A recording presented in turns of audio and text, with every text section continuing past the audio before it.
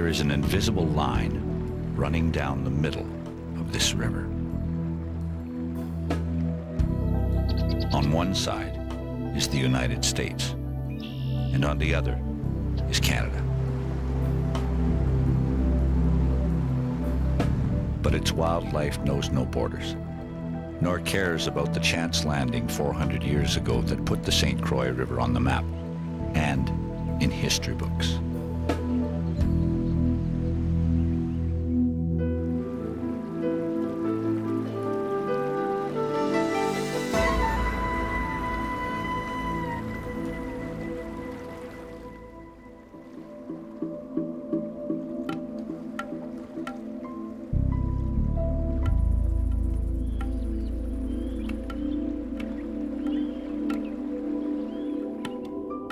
The St. Croix River begins with the trickle in the marshlands, shared by New Brunswick and Maine, and then traces a serpentine path through wetlands.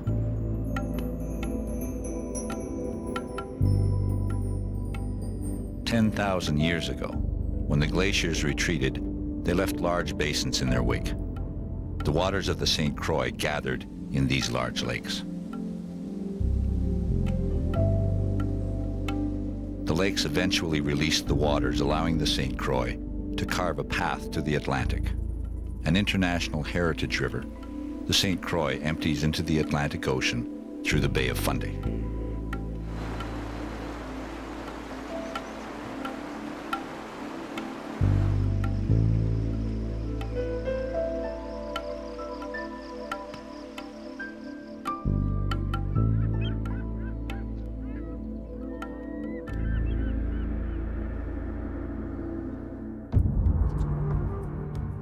From source to sea, the St. Croix River defines a key eastern boundary between Canada and the United States. Its 180-kilometer-long run separates New Brunswick and Maine. Along the way, it rolls past 8 shoreside communities before spilling into the salty waters of Passamaquoddy Bay.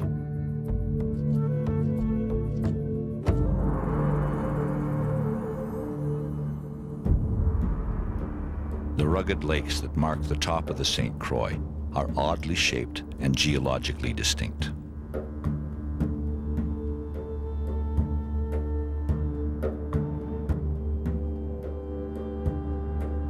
At the end of the last ice age, retreating glaciers gouged the granite like a rake in the sand.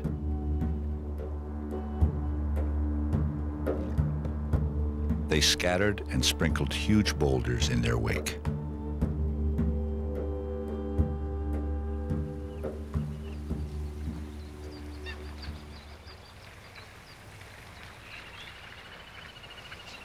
This is not the Rio Grande, this is not the Swiss Alps, it's not the Canadian Rockies.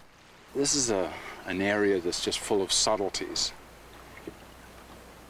You have to look below the surface and you have to learn what it's about.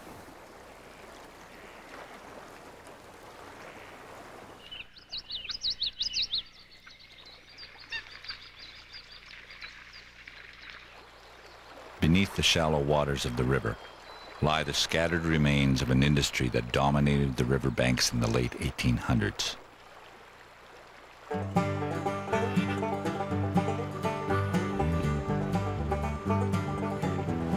Thousands of men and horses hauled logs from inland forests, sending them cascading downstream to feed nearly 140 sawmills.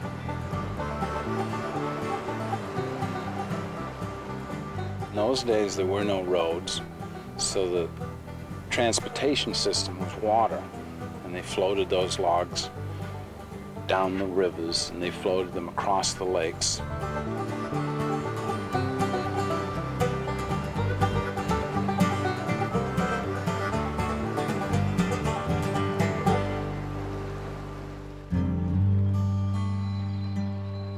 The last log drive down the St. Croix was in 1965.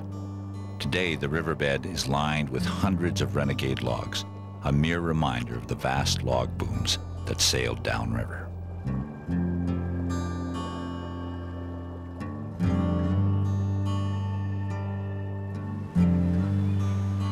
It is predominantly second-growth forest now, a land reborn with a richness far beyond the value of timber.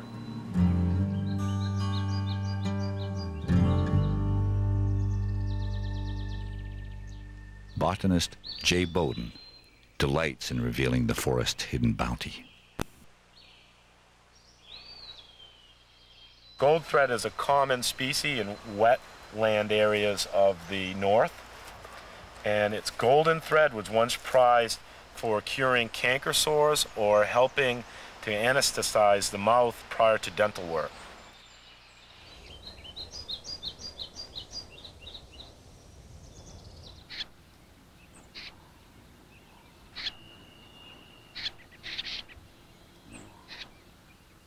This is known as Indian cucumber root. It's characterized by a root which appears almost like the insides of a cucumber.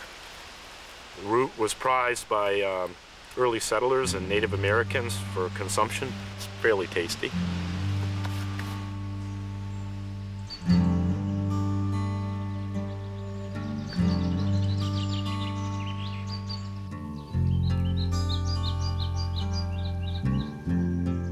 The lush forests along the upper St. Croix is a botanist's delight, but for canoeists, the best is yet to come.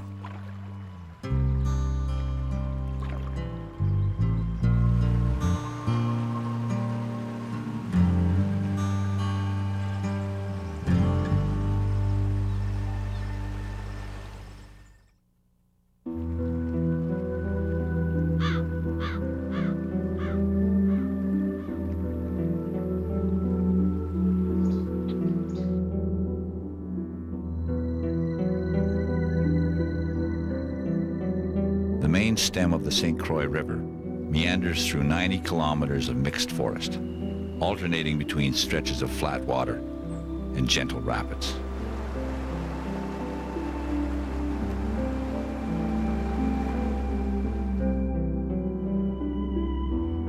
Each year, more than 5,000 canoeists make their way down this unspoiled river corridor.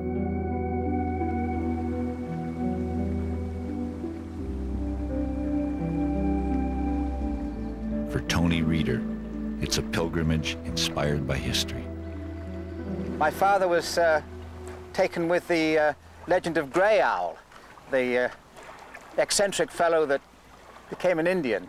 And I had pictures of him in a book at home, and I always wanted to be an Indian and travel like Indians did. That was a dream. Once I grew up and had a little money, I was able to have a canoe and do it.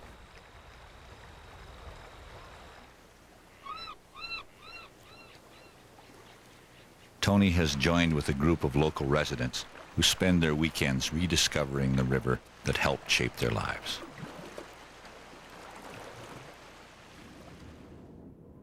The river is kind to beginners.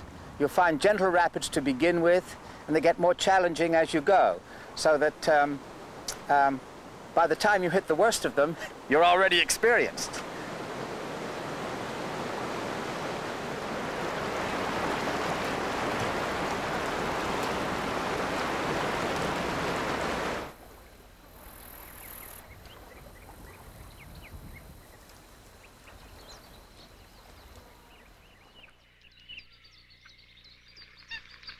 The river provides access to diverse habitats and useful species. A sweet tea is brewed from the needles of the hemlock tree. The first time I tried it was on the Matthias River, long ago. It's all very good. These waters hold a special place in the heritage of a First Nations people known as the Passamaquoddy.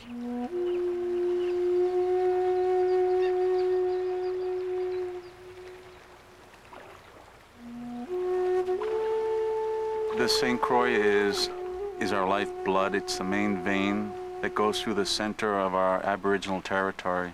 We had villages up and down the St. Croix River, all the way to the headwaters, to where it meets the ocean.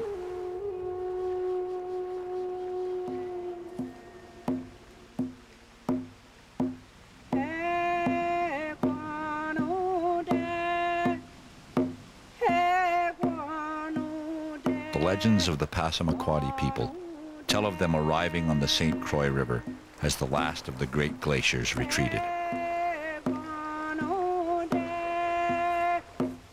Their oral history is now being confirmed at an old salvage yard perched on the edge of the St. Croix watershed.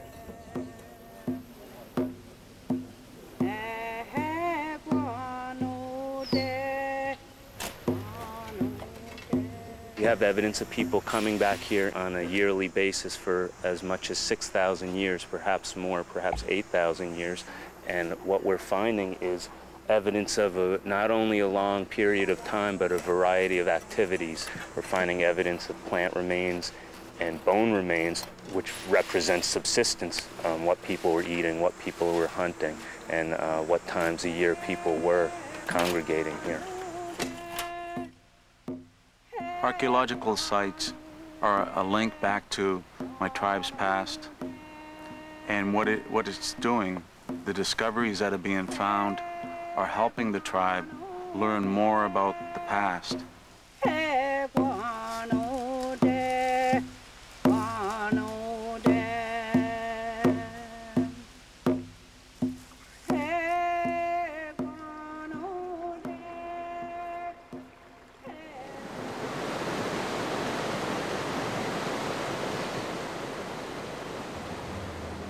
When I go down the river in my canoe, I'm just amazed at the wilderness feeling that you get in this river. And it just amazes me that that feeling is still there.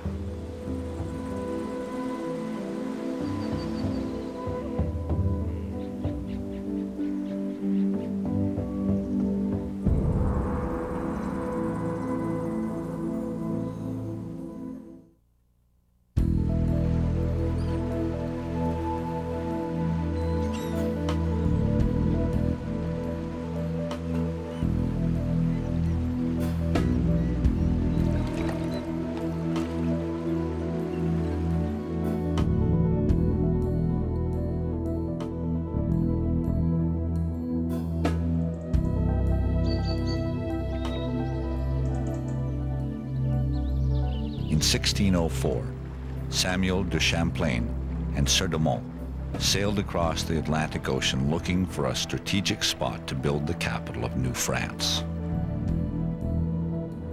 They chose a small island at the mouth of the St. Croix River. It proved to be a tragic decision. They couldn't have picked a worse place. What they picked was an island that ran out of water very quickly. They planned on depending on their plants that they grew. Those did not work. The exposed shores offered the men no protection from the wrath of the Atlantic winter. During that first winter, 35 of the 69 people on the island died. Champlain admitted his mistake and moved his weary men across the bay to Nova Scotia.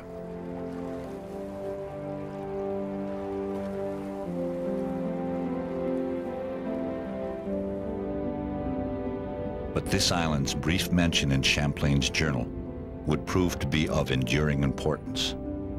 Almost 200 years later, after a series of wars and border skirmishes, the St. Croix River was declared the international boundary, a decision based on Champlain's misguided landing.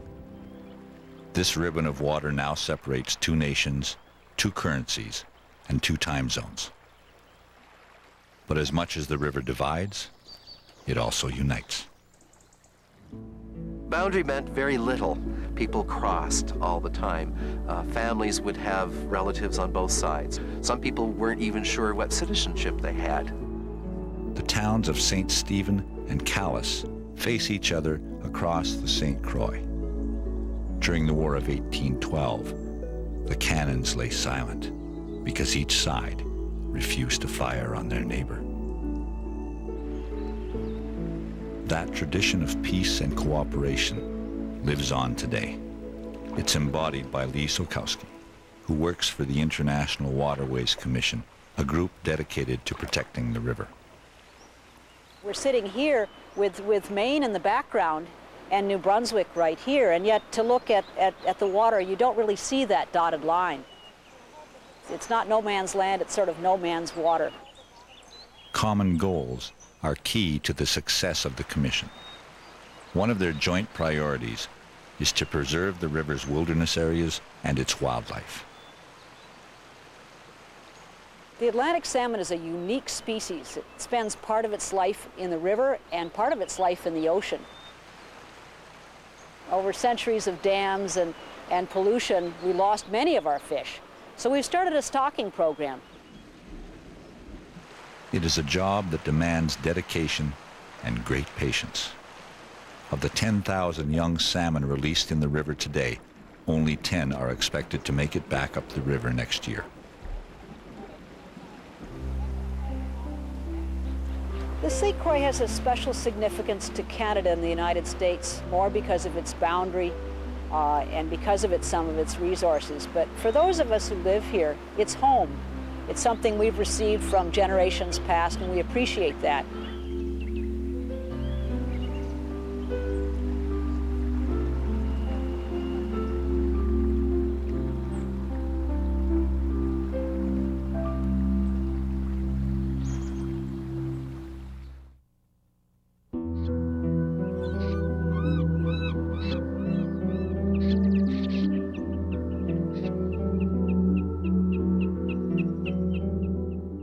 The distinctive tang of salt water hangs in the air over the estuary of the St. Croix River.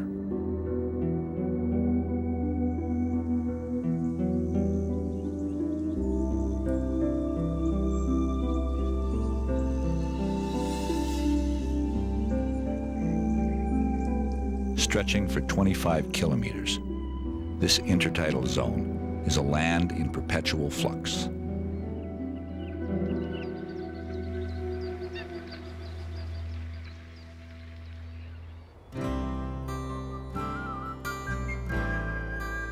Low tide reveals the remains of a series of wharves that notched the river's edge. In the late 18th century, shipyards spanned the length of the lower St. Croix. And the river was full of ships, and you could literally walk from one side of the river to the other, on the decks of one ship and so on, to the other ship. And you look out here, there were ships being built, there were ships bringing in commodities from the Caribbean. So it was a very bustling economy. Hundreds of sailing ships were built over the course of a century, some of them more than 70 meters long. Most were sailed to England and sold as cargo or passenger ships.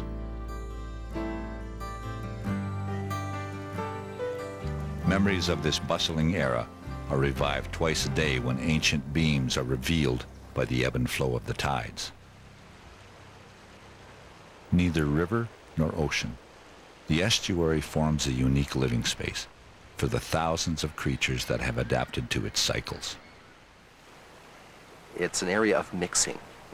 An estuary is a place where it's partly fresh water, it's partly salt water. It's many miles of moving down and, you might say, swirling around. And an estuary is a place where there is actually a lot of life. You have some creatures that have adapted to the very top edge of the intertidal that can stand to be out of the water for almost all the time. There are other creatures that can't stand to be out of the water very much at all, and of course they're down towards the lower part of the intertidal.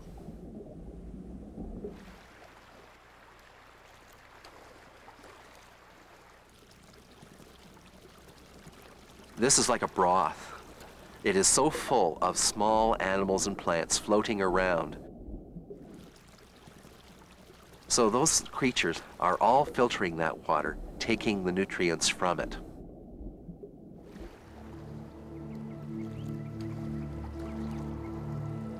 The greatest diversity of plant and animal life is found in the lowest part of the estuary, right on the threshold of the Atlantic.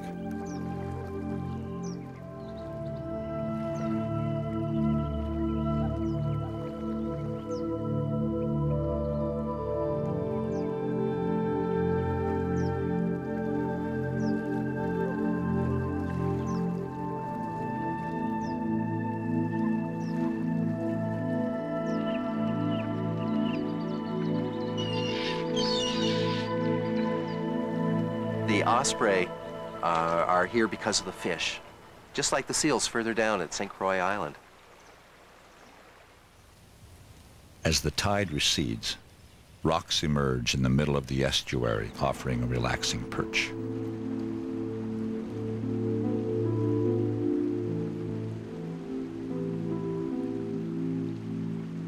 The seals are marvelous to watch. As you know, they're very, very wary, and will scoot into the water if they think you're getting a little too close.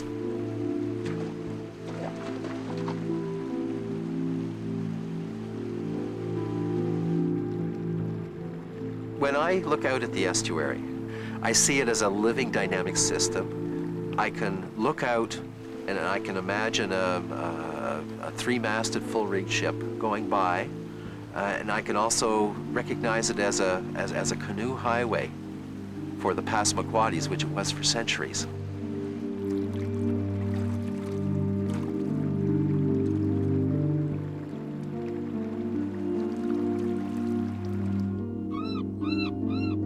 The St. Croix holds many stories. Tales of conflict and cooperation, of history and legend, of wilderness and industry. Yet it remains a river where contrast always seems to yield, in the end, to harmony.